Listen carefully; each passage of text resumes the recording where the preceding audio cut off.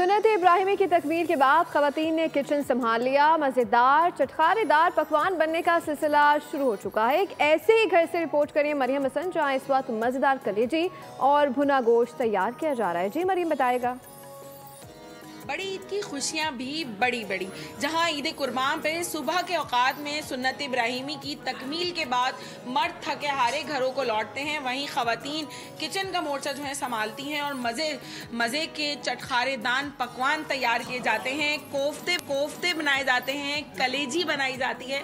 ऐसे ही घर में हम मौजूद हैं जहाँ पर फैमिली जो है अपने कज़न्स के साथ, अपने घर वालों के साथ, अजीज़ो क़ारिब के साथ हल्ला गुल्ला कर रहे हैं। कुछ बच्चियाँ हमारे साथ मौजूद हैं, हम उनसे बात करते हैं। आप बताइएगा कितना इंतज़ार होता है इस दिन का, और आज सुबह से क्या रूटीन रही आप लोगों की? कितनी हेल्प की मम्मा की, या बस बैठ के ही मम्मा को इंस्ट्रक्शंस दी, मम्मा ये बना लें, ये बना लें, ये बना लें? अस्सलाम वालेकुम। पहले तो आपको ईद मुबारक।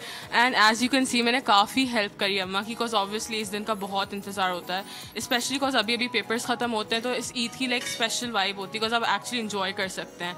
और बकरे कटते हैं और कुर्बानी होती है, तो उसमें तो मज़ा ही अलग होता है। यकीनन बहुत ज़्यादा इंजॉय किया जाता है इस ईद पर। बड़ी ईद पर सबसे स्पेशल बात जो होती है वो होती है मज़े के चटखारेदार पकवान।